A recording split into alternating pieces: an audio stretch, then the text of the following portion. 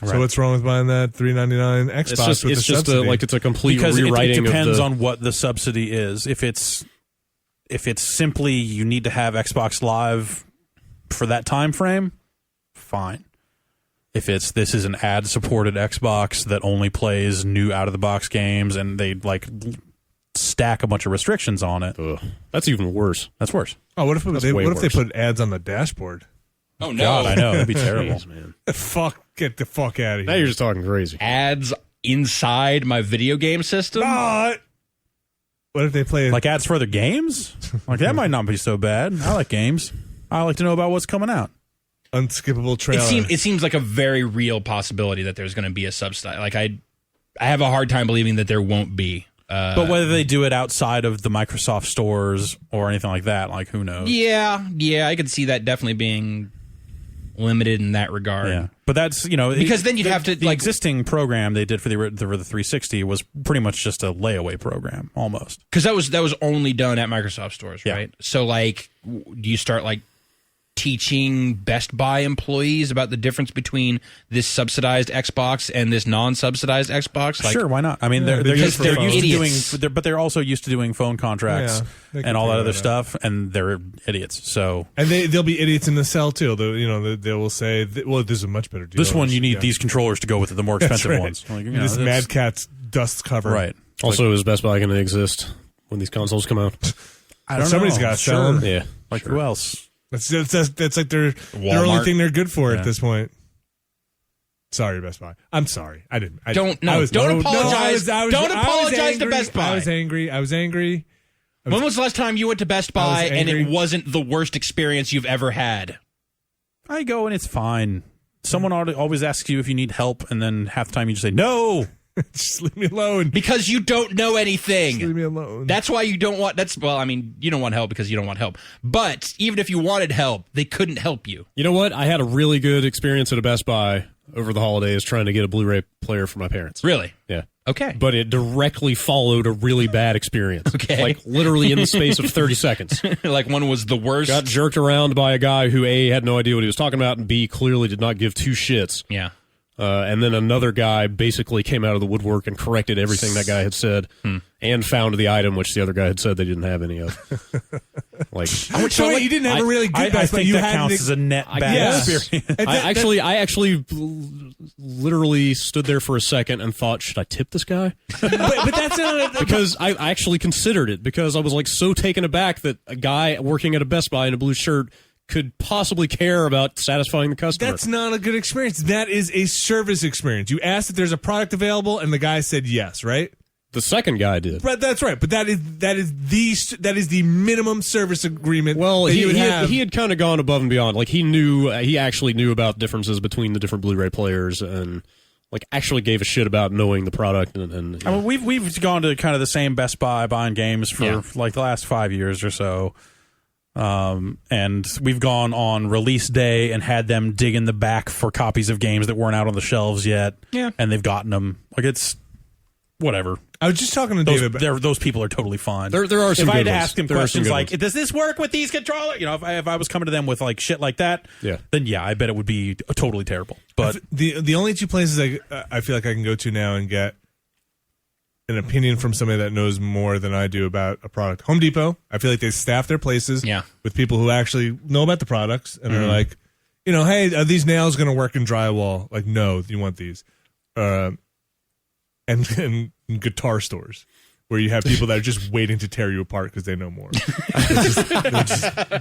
two last places. And it used to annoy me to no end that those people exist because this guy's just going to know-it-all asshole.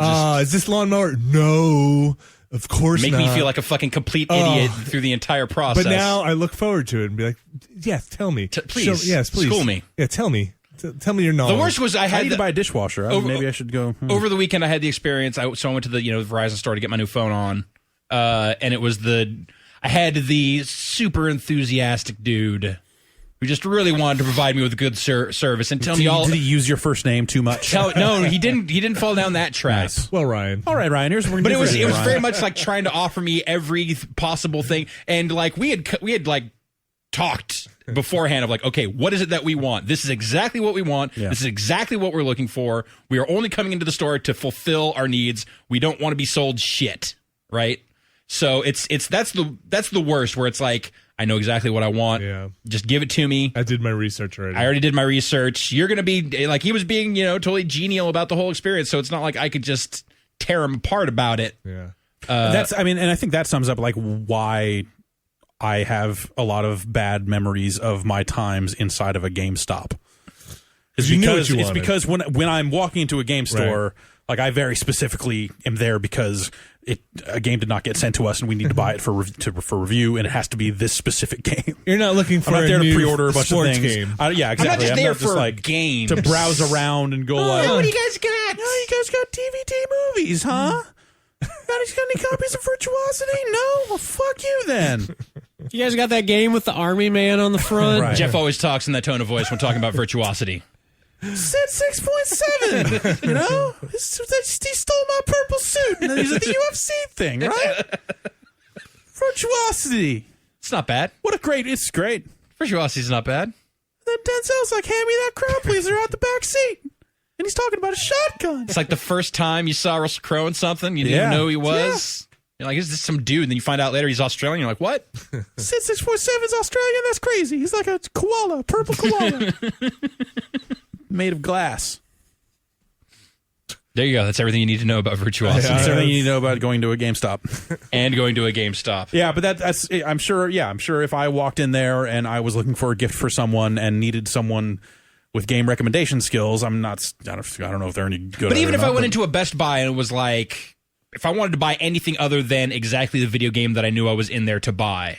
Yeah. It was like, I need to buy a TV and I haven't decided yet. I'm not going to go into the Best Buy and say like, hey, Best Buy guy, which TV should I buy? Like, that's not where my research starts. No. My research there's path also never crosses the that. like tragic reality, tragic for them, I guess, that people just go into a Best Buy to look at TVs in person and then go buy that But TV here's the on thing. Amazon. It's most of the time not very useful for that because they're all calibrated to shit anyway. Right. Like, you go in there and It's you worse look than like, that now because most of the manufacturers are doing like one-off, like slightly model different numbers. models. They change the model number just enough that it makes it impossible to search on Amazon now. Yeah. But yeah, I mean, even just like if you have an idea of ballparking the it, brand yeah. and size and generation of a TV, you It was can like, go, I'm going to get a Panasonic. I'm looking at these other Panasonics online. Let's see what, a general version of that is going to look like. I'm here to buy. I'm here to walk out with a TV. Sell me. Yep, that's you. That's how I bought my car. I'm here to. Put me in the front seat of a 32. See, I didn't do that. I hate walking into places without already having all the information. Well, I guess that's what I did when it's like I kind of knew that there was an acceptable handful of cars that I would buy. Yeah. And that guy said, "How about this one?" And I said, "Let's drive it." All right, I'll take it. We don't I made them give me a quote before I said, I'm not even driving out to the dealer until you give me a number that's in the range that I want it to be in. And then they did. And I'm like, all right, let's go. It still took fucking forever Yeah, the battery died. to buy that goddamn car.